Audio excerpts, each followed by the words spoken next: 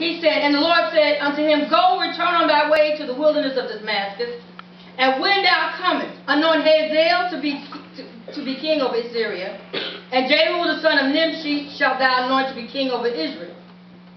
And Elisha, the son of Shaphat of Abel-Meholah, shalt thou anoint to be prophet in thy room. And it shall come to pass that him that escaped the sword of Hazael shall Jehu slay, and him that escaped the sword of Jehu shall Elisha slay. Yet I have left me 7,000 in Israel, all the knees which have not bowed unto Baal, and every mouth which have not kissed him. Now everyone, sometimes when they teach this, they make it seem like Elijah and Elisha was always connected at the hip. They were not. Amen. When you read in the verses, you realize that Elijah had a servant. But before he went for God to have a conversation with him, he left his servant behind, the one that had been with him. And while God is speaking, God tells him to anoint Elisha, someone he don't know, to be prophet in his place. And then it said, so he departed thence and found Elisha, the son of Shaphat, who was plowing with 12 yoke of oxen before him, and he with the 12. And Elijah passed by him and took his mantle and he cast it on him. Amen. Now, I need y'all to understand, everyone talks about passing the mantle. It was not, the power was not in the mantle. The power was in the man. The man that wore the mantle. So when God anoints someone and places them in a place to do what Elijah could no longer do, all Elijah had to do was he took what he had and he cast it on him. Yes, Lord. Yes, Lord. All right.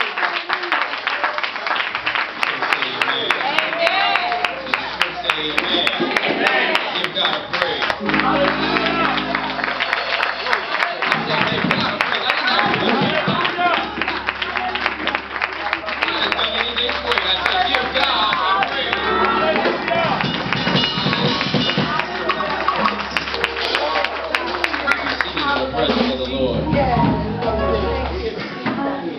Before I get started, there's a reading of the Youth on Parade that will be read by our brother Jet. Let's receive him with an amen. Amen. Amen.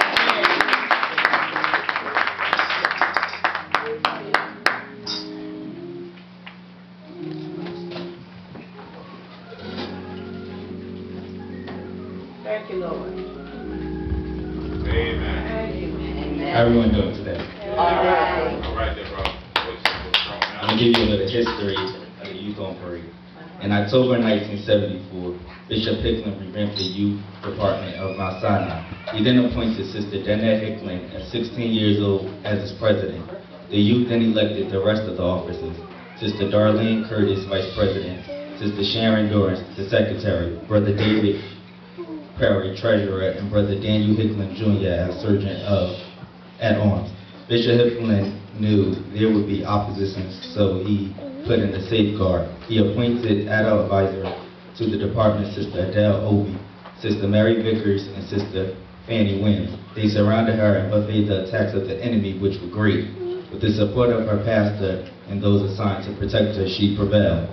Being the president of the youth department was not a sedentary job.